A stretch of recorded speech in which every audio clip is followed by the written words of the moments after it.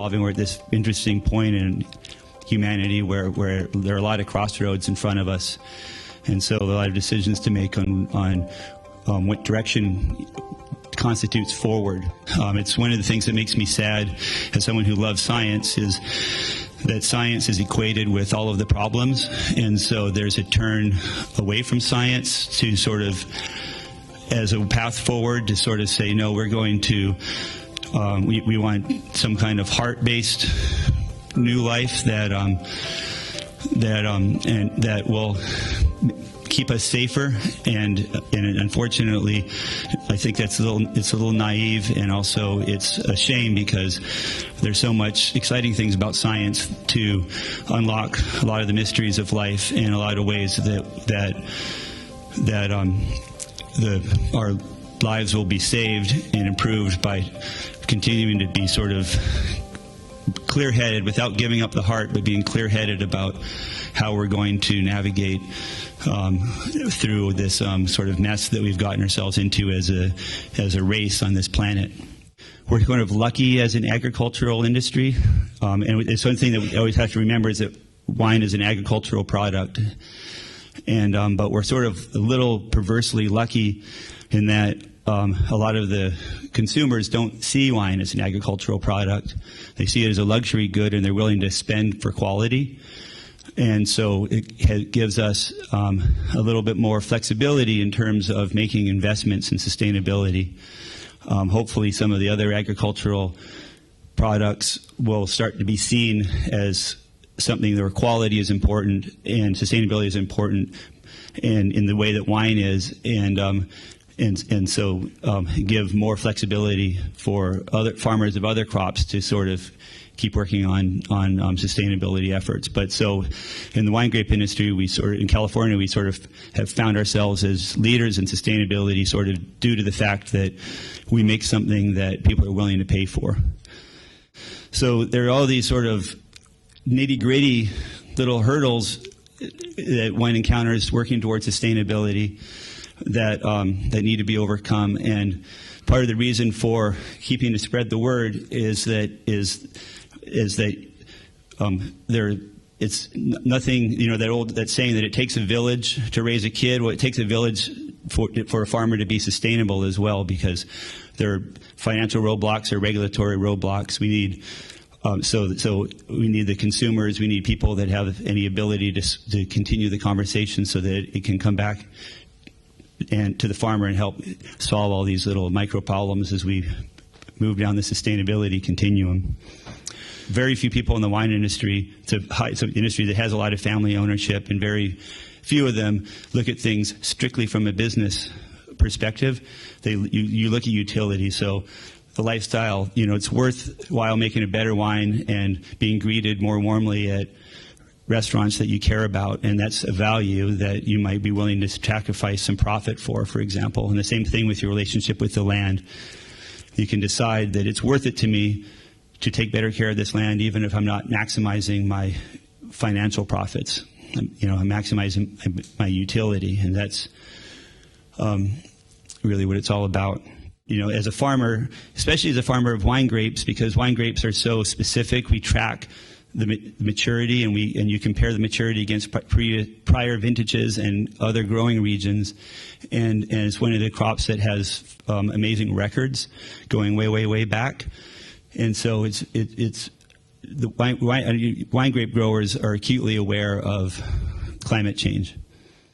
Our program in Lodi was adopted statewide by the Wine Institute and COG, which is the Wine Grape Growers Association, and with a code of sustainable conduct, and Sonoma sort of rolled in with that and really helped lead with that. We have a lot of organic farmers. Organic farming is a facet because that's focused on on your use of fertilizers and pesticides. But it doesn't address your labor, doesn't address soil conservation, doesn't address carbon footprint.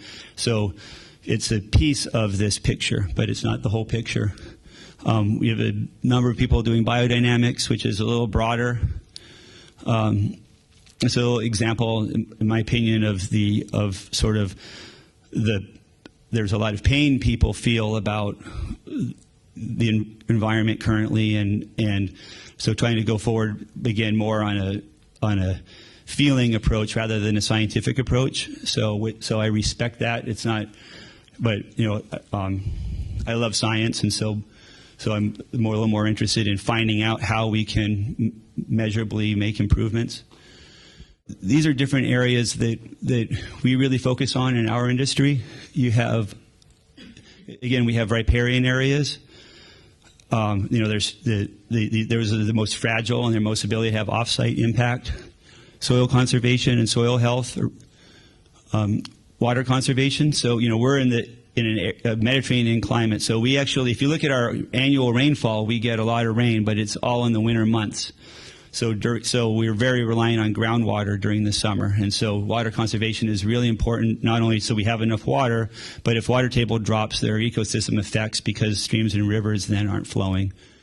This is what we don't want. So this will give you, so again, we get all our rain in the winter, and so another thing we're finding with climate change is our rains are just phenomenal. So we're trying to avoid silty, muddy water rushing, taking our soil into the bay. This is, if you see the color of this water, this clean water. So this is what we're looking for, is nice clean water. And if you see here, these this is not a great picture for that because the rock wall is here, but these filter strips are important. You see the green cover underneath the vines in the dormant season, so we don't want bare soil in the dormant season. Now it's an ethic, and it's almost weird to see farmers with bare soil during the winter season.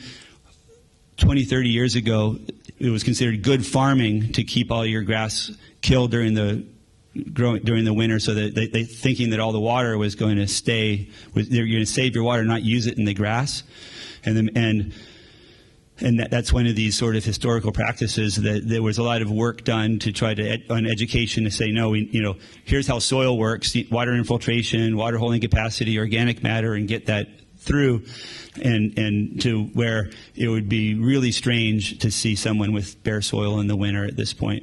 And so these programs, these education programs, work if you have the resources and stay at it. So this is the farm I was showing you on the slide. So you can see these areas you have. These are not plantable. This is next to this stream, so rather than leave it barren, they're vegetated to riparian species. You have different soil types on here, so different cover cropping regimes to try to fit with the soil. And so this approach to managing a vineyard now is really accepted as the right way to do it, and for wine quality and for sustainability. As I walked through London, I just was kind of blown away that the parks planter boxes have these are managed rather than being managed with Roundup and lawns. I'm seeing all over London wildflowers and all this insect habitat and all this wildness. And so I don't really know the history on that, but it's this is something that's happening around the world, and it's a question of just getting this education out. Water conservation. So again, a lot of people look at there's a lot of vineyards in California that we can dry farm, that we have enough water holding capacity, but we really we have a lot of vineyards that we need to irrigate, and it's part of our terroir. There's all kind of different ways to conserve water and conserve resources in general. So this is just a map called an NDVI that again has become sort of a normal practice in California viticulture. These bunch of different companies will offer them satellites or drones, or people fly over airplanes and they take pictures.